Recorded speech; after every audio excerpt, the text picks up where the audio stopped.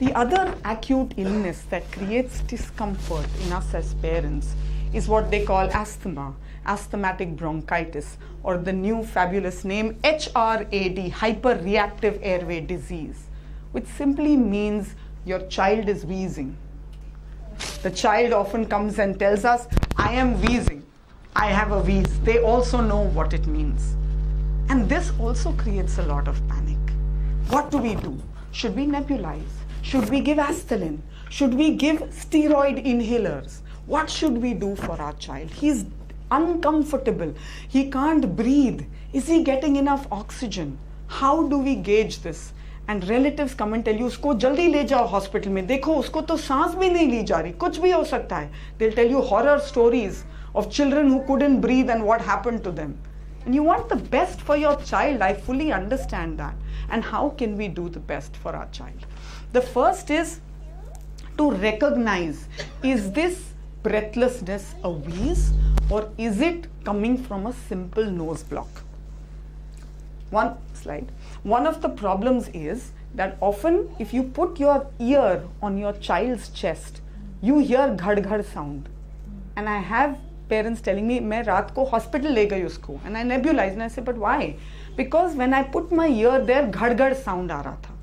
Now we have to recognize that when you put your ear, because the trachea is a hollow tube, you're getting transmitted sounds from the nose. That's not a correct indication to tell you if your child is wheezing or not. How can you, if you're sitting 2 hours away from your doctor, know if your child is actually wheezing or has a nose block? Usually, if they are breathless from a wheeze, and Dr. Mehan can tell us more about it, is that there is an indrawing when they breathe right in this area where it goes, and you can see this happening. So I tell my patients that watch this. Is this happening to your child? Then you recognize that this is a wheeze coming from the chest. And if you hear just a ghar sound when they are breathing, it's probably from a nose block. The second thing that we do is ask the child to breathe out, even on the telephone. If you can breathe out and you don't hear that thin whistle at the end of the breath, you know it is not a chest wheeze, right? These are very, of course, clear when there is a definitive wheeze. There can be very little wheezes which you can't pick by this way, but then those are ones you don't anyway need to panic about, right? So go on. Bronchodilators give immediate relief. I totally accept. The kind of immediate relief you get with a nebulization, the immediate relief you can get with a steroid puff, you cannot get that kind of immediate relief with a homeopathic medicine. Please understand it, and if you know what to expect, it creates less panic. When you give that single dose of the homeopathic medicine when they are breathless like this, what you would observe within the next half an hour, 45 minutes is the settling down, not back to normal, but they are far better. They are less uncomfortable. The rate of breathing per minute, if you count, will go down. And generally you'll watch them. They can now speak an entire sentence, which they couldn't because they were breathless. They laugh because they couldn't earlier because they were breathless. So this, plus the fact that of what you're observing, is what you will first see. It could take an entire day before the entire breathlessness stops. This, yes, we have. But for me, to wait those 12 hours or 14 hours, but give your child a long-term benefit where he doesn't get into this kind of breathless state, definitely justifies for me the fact that I don't need to give my child or my patient that immediate relief and then have to keep giving him that kind of relief for a much longer time. So when you don't do homeopathy, this is the kind of attacks you will see. He will respond immediately, but the next attack will come with equal intensity, if not more.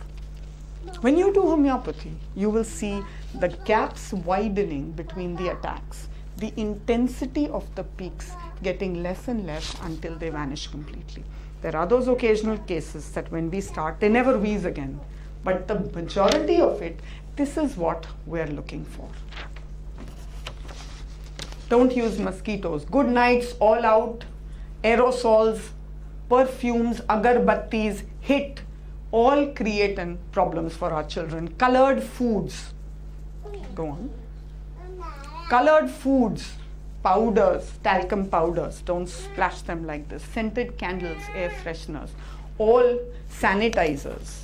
All these create a wheeze or create a bronchospasm in a child with already an allergic constitution. The latest thing that we often see is that parents, out of wanting the best for their child and recognizing that homeopathy is the only long-term solution, is during an acute illness, say I have asthma, say I've got fever, at that time let me do allopathy. And then I will continue homeopathy, so it will give me chronic and long-term relief. And then when that doesn't really work this way, then they're worried, what is happening? This doesn't work in that way. Because every time you take an antibiotic or a steroid, you step back the course of treatment of homeopathy by 2 steps. Do you understand? Because it goes exactly opposite of what we are doing. We are strengthening the white blood cells, you're killing them. We're trying to build the immunity, the steroid is blanketing the immunity. So they work at counter purposes, and therefore whatever benefit you get in the interim phase, you lose it in the acute phase if you keep doing the allopathic treatment. Go on, next slide. Further on, the acute illness is actually an opportunity for you to improve your child's health many-fold. So when you do it as a chronic, you improve it gradually. But in the acute problem, their health is most vulnerable both to the disease but also to your medicines. And with that vulnerability, they actually get stronger, and you will find that when they recover from homeopathy, at that point, they will do really much better and their immunity takes a big jump after that. Go on. The troubles, the travails of a homeopath, if I may say so. What are the troubles we face? Go on.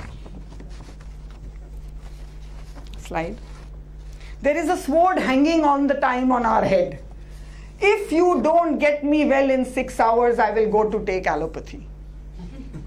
Constantly, rather than having to take the symptom and understand what right remedy, I'm hearing all the time threats to me. If he's not well in 12 hours, I'll take allopathy. So I'm all the time battling a threat rather than finding the remedy. I'm waiting for that day when you and other patients go to the pediatrician and say, if you don't get me well in 6 hours, I'm going to the homeopath. Then we will know that our time has genuinely arrived.